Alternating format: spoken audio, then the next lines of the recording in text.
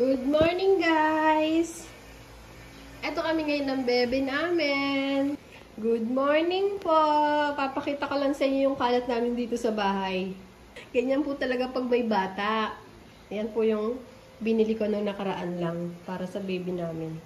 Sa apo ko. Yay! Diyan siya naglalaro lagi. Kailangan alalayan kasi 1-year-old pa lang siya.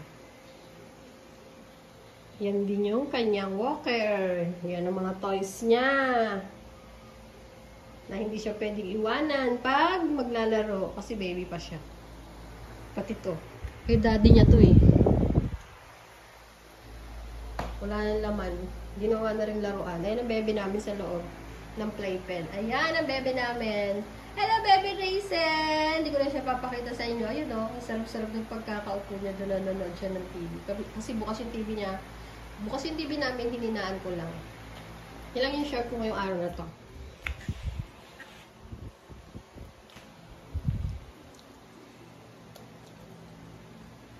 Nakain kasi siya ng ng saging. Ini-slice ko yun ng 4 na slice, yung latundan. Pero, kailangan pa rin siyang i-guide. Baka mapalaki yung subo niya. Yun lang, pakita ko lang sa inyo, pag may bata, magulo sa bahay. Pero okay lang yan, mamaya wala na yan. Dinigpitin ko na yan, basta makatulog lang siya. Kasi tapos lang maligo ng bebe ni Raisin. Hello, bebe ko! Bising-busy mo na ng TV, tinan niya, ayan siya, oh! Bising-busy mo na ng TV.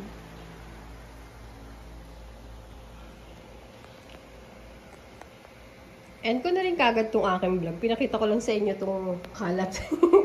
Hindi, pinakita ko na yung mga laruan ni Raisin. Siyempre yung kalat na rin. Pag may, may bata talaga sa loob ng bahay. Pag malinis, walang bata. Diba? Eto na ngayon ang bebe namin. Pagkatapos sa loob sa playpen, dito naman siya ngayon maglalaro.